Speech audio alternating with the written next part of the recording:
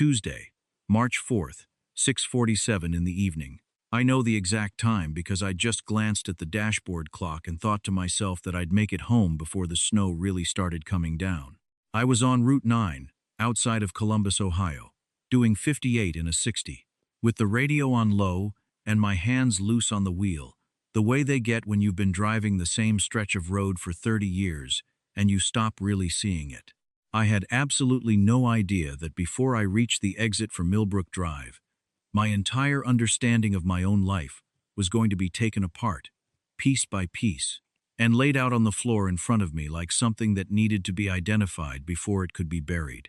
My name is Gerald Hatch. I'm 63 years old. I spent 31 years building a mid-sized commercial landscaping company out of a single used truck and a borrowed set of tools. We do corporate campuses, hospital grounds, municipal contracts, the kind of work that doesn't win awards, but keeps 12 people employed year-round and puts reliable money into a pension that I started contributing to when I was 28 years old. I'm not a complicated man. I like black coffee and college football, and I still write checks by hand because I never fully trusted the apps. My flaw, and I'll name it plainly because I've had a lot of time to sit with it, is that I assumed loyalty was the default setting of people who smiled at you across a dinner table for 22 years. I never thought to look for the opposite. Before I tell you what happened on that road on March 4th, I need to tell you about Connie Marsh, because if you don't understand who Connie was before any of this started, you won't understand why her voice shaking on the other end of that phone line was the most important sound I'd heard in 30 years. Connie had worked in my office for 16 years. She came to me the year my son Marcus was born, answering a classified ad I'd placed in the Columbus Dispatch looking for a part-time office manager who could handle billing, scheduling, and the kind of paperwork that was starting to swallow me whole. She showed up to the interview in a blazer that was slightly too big for her, and a yellow legal pad with a list of questions she'd already written down, which told me everything I needed to know. I hired her on a Tuesday, and by Thursday she knew the filing system better than I did.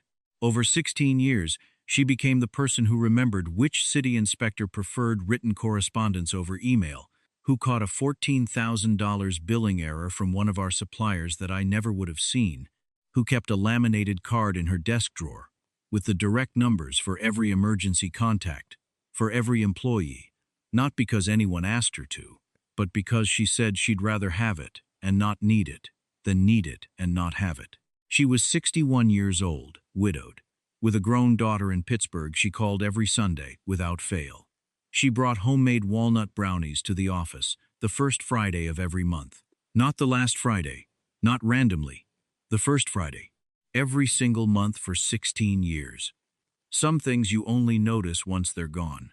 I want you to know I noticed while she was still there. Now let me tell you about my wife, Patricia. Patricia and I met in 1996 at a work function neither of us wanted to attend. She was working in real estate then, sharp and social in a way I never was. We got married in 1999. Our son Marcus came along 2 years later. For most of those years, I'd describe the marriage the way I'd describe Ohio weather in October. Familiar, occasionally warm, sometimes gray, something you've stopped questioning because it's simply the weather you live in. I trusted her, the way you trust a house you've lived in long enough to stop checking whether the foundation is solid. That is a dangerous kind of trust.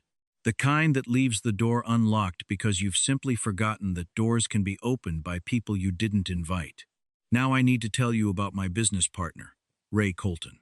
Ray and I had built Hatch & Colton Grounds Management together for 11 years.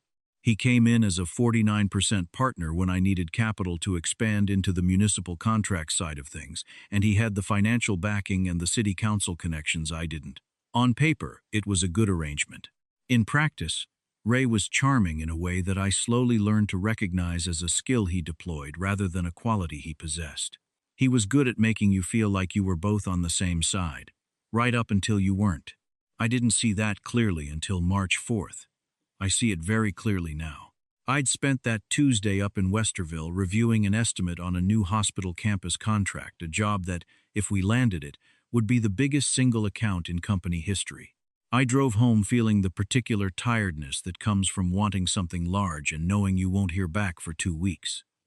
The radio was doing a traffic update about the 270 interchange. I had the heat set at 68. There was nothing unusual about that drive until my phone buzzed on the center console and I saw Connie's name on the screen. Connie didn't call me after hours. In 16 years, she had done it exactly twice. Once when our building's pipe burst on a January night, and once when she couldn't reach me any other way to tell me that one of our drivers had been in an accident. So when I saw her name at 6:47 on a Tuesday evening, I picked up before the second ring. Her voice was wrong.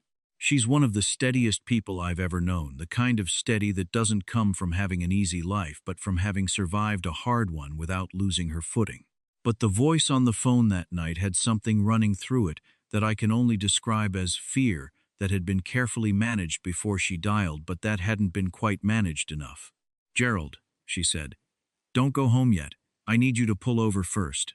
I pulled into the parking lot of a Sunoco station on East Broad and sat there with the engine running and the snow starting to come down on the windshield in those first light flakes that look almost decorative before they mean business. "Tell me," I said. She was quiet for 4 seconds. I counted.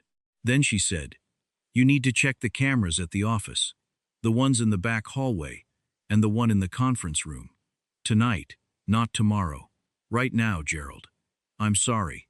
And then she told me she couldn't say more on the phone, that she'd explain everything in person and she'd be at the office first thing tomorrow. The line went quiet.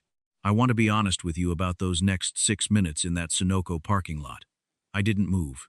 A man in a green jacket came out of the station carrying a bag of chips and a fountain drink and got into a white Civic next to me. He drove away. I didn't start my car. I opened the security app on my phone, the same system we'd installed 2 years ago, after someone broke into our equipment shed and walked off with 3 commercial mowers, and I navigated to the conference room. Camera. And there they were, Patricia and Ray. In the conference room of my own company, at a table I'd sat across from clients at for 11 years. She was leaning forward. He had his jacket off, his sleeves rolled up. Between them on the table was a spread of documents, a folder I recognized immediately because I'd bought that folder myself at an Office Depot on Henderson Road, the dark green one where I kept the original copies of the partnership agreement, the business valuation from 2021, and the ownership transfer clause addendum that Ray and I had signed 3 years ago and that I had, truthfully, not reread since the day I signed it. I turned the volume up. The audio on those cameras is thin, and it picks up ambient noise badly, but the room was quiet, and they were close to the camera. I heard Patricia say, in a voice I had heard, "Comfort my sick son," and order from restaurant menus and murmur in the space between sleeping and waking. I heard her say, "The notary we used in December, is she still clean?" And I heard Ray say, "Clean enough." I sat in that parking lot for 14 minutes. I know, because when I finally started the car and backed out, I looked at the clock again. 7:03. I drove to a Marriott near the airport instead of home. I told Patricia by text that the Westerville meeting had run long and I was too tired to drive back safely and I'd be home by breakfast. She texted back a single heart emoji. I stared at that emoji for a long time. "I want to tell you something about what it feels like to discover that you've been wrong about your life in a very large and very specific way. It doesn't feel the way you'd expect. It didn't feel like anger. Not right away. It felt like standing in a room where all the furniture you've known for 20 years is still in exactly the same place. Same chairs, same table, same lamp in the corner, but you've just been told that every single piece of it belongs to someone else, and always did. Everything looked identical. Nothing was what I'd thought it was. I called Connie at 7:30. She answered immediately. "How long have you known something was wrong?" I asked her. 3 weeks, she said. Maybe a little longer. I started noticing things. Folders moved. The paper shredder used twice in one day. Ray coming in after hours on a Wednesday when you were out of town. She paused. "Last week I found a draft document on the printer that hadn't been picked up yet. I don't think they knew I'd seen it." I asked her what the document was. She told me. It was a revised version of the ownership transfer clause, backdated, with a signature that was meant to be mine. I asked her why she told me. She went quiet in that particular way she has, the way that means she's choosing her words with care because she thinks the right ones matter. Because in 16 years, she said, you never once asked me to do something I wasn't comfortable with. You never made me feel like I was less than what I was. And because your son is going to need what you've built to still be yours when you're ready to hand it to him. She didn't say it like she was looking for thanks. She said it like she was stating a fact about the weather. That's the kind of person Connie Marsh is. I checked into that Marriott, sat on the edge of the bed, and opened my laptop. I didn't sleep. I spent 4 hours going through every digital file I could access, remotely, bank statements, ownership records, the property deed for the company's main facility on Morse Road, the pension account documentation. By 2 in the morning, I had a yellow legal pad covered in handwriting and a very clear picture of what had been in progress for somewhere between 4 and 6 months. This had not been a sudden decision by two people who panicked. This had been planned, the way you plan something when you believe the person you're planning it against will never look. Wednesday morning, 8:15 a.m., I called my attorney. His name is David Kwan. He's been handling my business contracts for 9 years, and he does not waste words. I told him what I had. He asked me 2 questions. He asked me whose name was on the deed for the Morse Road facility. Mine only. Patricia had never been added, something I'd always considered getting around to fixing out of a vague notion of fairness and had, for 9 years, simply never done. He asked me who held majority ownership in the partnership agreement on record at the Secretary of State's office. I did. 51%. That clause Ray had been quietly drafting a revised version of it hadn't been filed anywhere yet. It was still just a draft with a forged signature that existed only in the company office and on Connie's printer. David told me to not confront anyone, not change anything visibly, and to give him 4 days. 4 days is a long time when you're living inside a performance. I came home Wednesday morning as I'd said I would, kissed Patricia on the cheek the way I'd done 1,000 times, drank my coffee, and drove to work. I sat in the same room with Ray on a Thursday morning and listened to him talk about the Westerville Hospital contract bid as though he were a man with a clear conscience. I watched his face. I didn't feel rage. I felt something colder and clearer than rage. The particular focus you get when you understand that any mistake you make now will cost you something you cannot get back. Here is what David found in those 4 days. The notary, whose stamp appeared on the draft ownership transfer document, had been flagged 8 months earlier by the Ohio Secretary of State's office in connection with 2 other fraudulent filings. She was operating under a name she'd used before a license suspension. If that document had been filed, it would have unraveled in discovery. But the damage to my ownership stake in the interim, the legal costs, the disruption to our municipal contracts, could have been severe enough to force a buyout at a fraction of real value. That was the plan. Create enough legal uncertainty that Gerald Hatch, who doesn't like courtrooms and has always preferred to settle things quietly, agrees to sell out his own company at a loss rather than fight it. David also found that Ray had opened a secondary LLC in Patricia's maiden name 6 months ago. Same registered address as an investment account. She'd opened the prior year that I knew nothing about. 2 wire transfers had already been routed through it. Not enormous amounts, small enough to look like ordinary business expenses, big enough to establish a paper trail that would make it appear the transaction had been in process for years. On the 7th day, I moved. I met with David and restructured Hatch Grounds Management, the original entity, before Ray's 11 years in it, into a family trust. The primary beneficiary was our son Marcus, with a clause that locked out any transfer or encumbrance of the company assets without his direct written consent until he turned 35, which was 7 years off. With David as trustee in the interim, I sold the Morse Road facility to a commercial real estate firm David knew at full market value and leased it back on a 5-year agreement that kept our operations completely intact. That sale extinguished any claim Ray could make on the property, regardless of what documents he filed or when. And before I did anything else, I called Connie. I told her that whatever happened to the company, whatever happened to my marriage, her position was protected. Her salary was guaranteed for 5 years in the trust documentation, and that I was putting it in writing that same afternoon. She was quiet for a moment. Then she said she hadn't told me, because she expected anything in return. I told her I knew that. I told her that was exactly why. Then I called the Ohio Attorney General's Business Fraud Division. I want to be very clear about this, because I've thought about it a great deal. I didn't report them to punish Patricia. I reported them because forged documents and a suspended notary and a fabricated LLC are not private matters between two people who've hurt each other. They're crimes. And the one lesson I've earned the right to teach my son, the one I intend to be worth something, is that there is no version of integrity that looks the other way from a crime, because the inconvenience of accountability is uncomfortable. The investigator I spoke with was a woman named Flores. She was professional and methodical, and she asked me to send everything I had, which I did, before I ever spoke to Patricia. I waited until the following Friday, March 14th. 10 days after that Sunoco parking lot, I called Patricia and asked her to come to the house alone that evening. She arrived 20 minutes later, already beginning a sentence I recognized as the opening move of a prepared story. Something about how she'd been meaning to talk to me, something about the business, something about Ray having had some financial ideas she'd been hesitant to share because she knew I was resistant to change. I let her finish. Then I put 4 things on the kitchen counter. The first was a printed screenshot of the conference room camera footage from March 4th, time-stamped.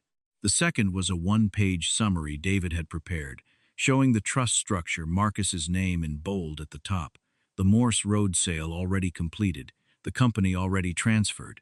The third was a letter from the Ohio AG's office, acknowledging receipt of my fraud report, which had arrived by email that morning. The fourth was a photograph of the draft ownership transfer document with the forged signature, with a sticky note attached that said, in Connie's handwriting, because I had asked her to write it, because I felt she had earned the right to have her handwriting somewhere in this moment. This is not his signature. I know, because I have seen his signature for 16 years. I didn't raise my voice. I didn't need to raise my voice. Patricia looked at those 4 things for a long time. She looked at the camera screenshot first, and her face did something I had not seen it do in 22 years, of watching her face across dinner tables and hospital waiting rooms and the front seat of a car in the dark. It collapsed, quietly, from the inside. The way a building doesn't always fall loudly, sometimes it just settles, and something shifts that cannot be put back. She said, "Is there any way to stop the AG filing?" I told her that ship had sailed. She said, "And the company?" I told her Marcus would decide what to do with it when he was 35. She didn't ask about us. I think she already knew the answer to that one. She left at 9:20. I watched the headlights of her car back out of the driveway, and I stood in the kitchen for a long while in the quiet. Ray's situation resolved itself faster than I expected. The AG's office moved within 6 weeks. Both he and Patricia were interviewed. The notary was the weakest link in the whole arrangement, and she folded almost immediately. She'd been doing this kind of work for 3 different clients, and the Hatch documents were the most recent. In a longer pattern, investigators were already tracking. Ray's attorney negotiated a plea that included restitution and a prohibition on serving as a corporate officer in Ohio for 10 years. Patricia's role was assessed as secondary. She'd facilitated and concealed rather than originated, and the outcome for her was civil rather than criminal. But the investigation itself, the record of it, the fact that it happened, is not something that gets quietly erased. I'm not going to tell you I handled all of this perfectly. There were 2 nights in that Marriott, and another 3 in the weeks after, where I sat in the dark and just let myself feel the full weight of 22 years that had contained more dishonesty than I'd been willing to. See, I let myself grieve it. That matters. I've watched men try to skip that part and it doesn't end well. I live in a different place now. Smaller. Closer to Marcus's apartment on the east side. He comes over on Sundays, and we watch whatever game is on, and sometimes we talk about the company, and sometimes we don't. He knows what happened. I told him everything, directly, man to man, because he deserved the truth from his father's own mouth and not from second-hand whispers.